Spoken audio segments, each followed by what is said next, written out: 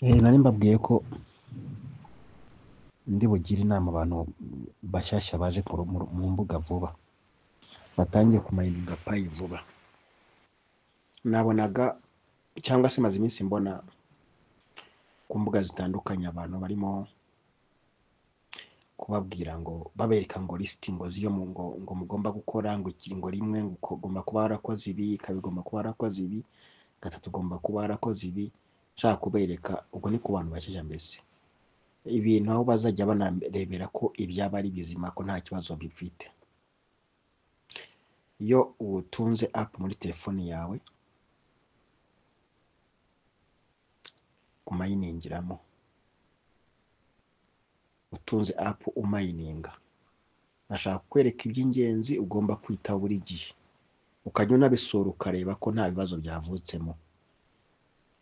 Iyo umaze gutunga application yawe ukora deje uwo munsi ushatse wakora lockup and then security cycle mu minsi 3. Iyo mayininze inshuro 3 nibwo ubasha kuyikora, ubwo ureba ukwegera akayigufasha.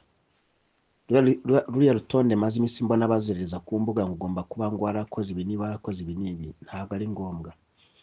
Payo wakoze security cycle na lockup, igisigaye urebera ahantu habiri ibyo usabwa gukora. Wamara kubyuzuza nta kibazo uba ufite. Ahambere ubanza kurebera, iyo uciye ku dukoni 3 hejuru hariya mu magambo usanga atondetse, urabona ibumoso hejuru mu nguni muri app yawe. Iyo hakanze mu magambo atondetse harimo ijambo ryanditseho mainnet.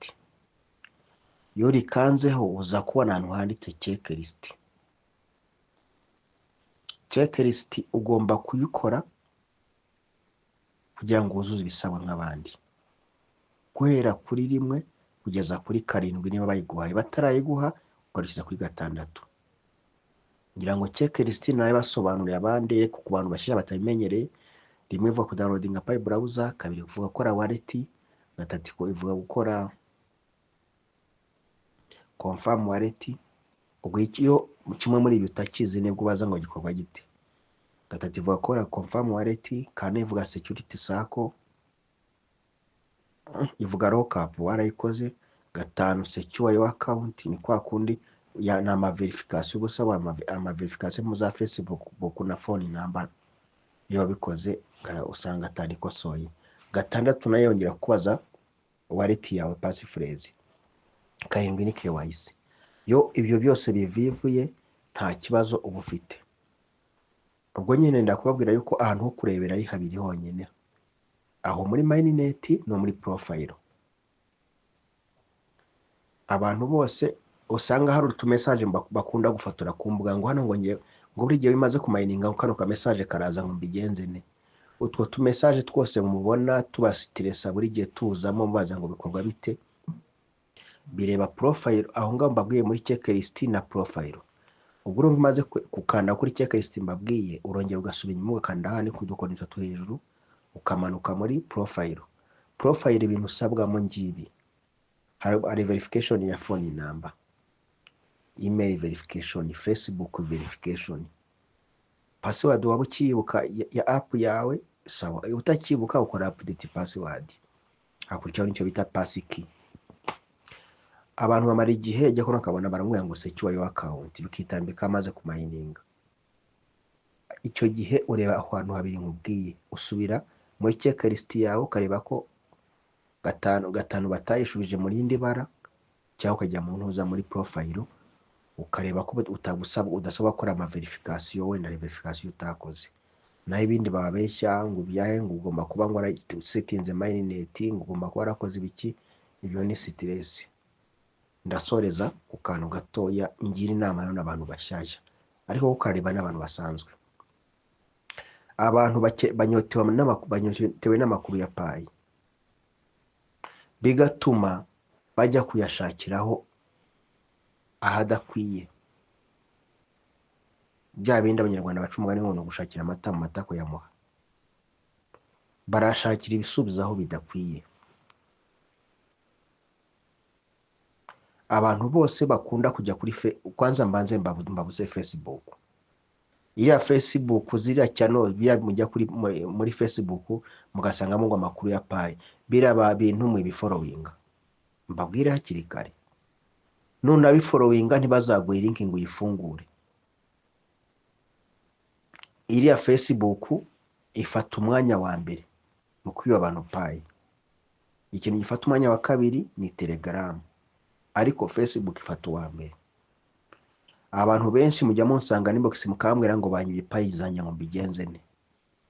Iriya Facebook ngira ngo umwe muri mwebwe ngira ngo arize umuntu wigeze kunganiza arambwira ati mfite umuntu w'inshuti yanjye nzi ati waguze app n'abanyanigeria ishinzwe kwiba payi za Pioneer, ngo bamugurishe n'umwe muri mwe wabimbwiye ukuru urubuga.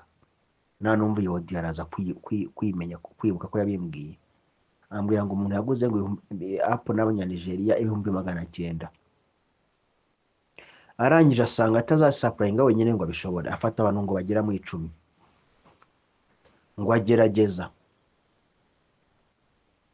abantu bagera mu 10 kubasapurayinga, kubaha iyo link. Ababwira ati wowe jya kuri Facebook, abantu bose utekereza aba muri payi, imbuga zose zanditseho payi jyaho, nujyaho uposting ino link.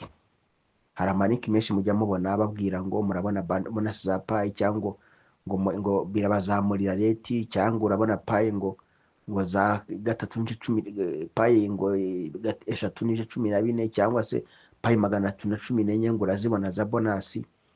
Izo message zose bakirwa bazisapurayinga ku mbuga, bamwe mwazibona mukavuga muti mbonye nanjye uburyo bwo kubona payi. Wayifungura ugasanga mu butumwa bukubwira ngo yisapurayinga abandi bahita bakwiza izo payi.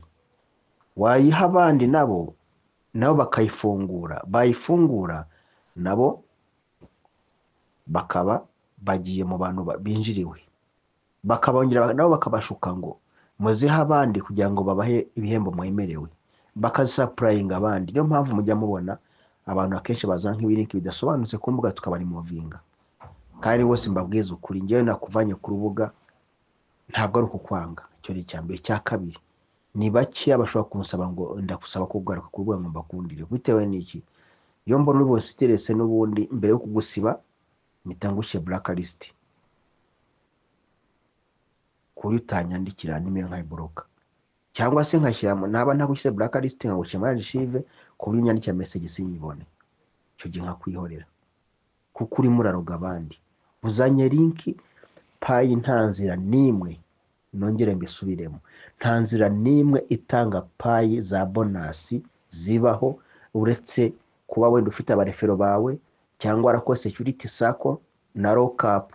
Nizo nzira zonyine, kandi ama security sako murazifite amatelefone yanyu zamaritse 100%. Lockup mwaroka inzu uko mushaka, nta handi, nta nzira nimwe ibaho yongera payi umuntu.